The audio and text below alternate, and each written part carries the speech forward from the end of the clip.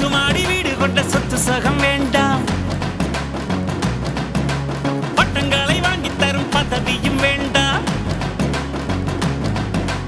மாலைகள் இட வேண்டாம், தங்க மகுடமும் தர வேண்டாம், தமிழ் தாய்நாடு தந்த அன்பு போதுமே.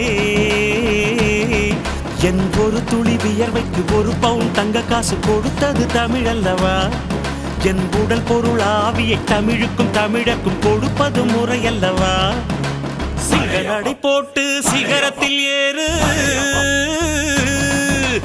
எம்பேரு படையப்பா, இளப்பட்ட நடையப்பா, என்னோட உள்ளதெல்லாம் இளஞ்சிங்க படையப்பா.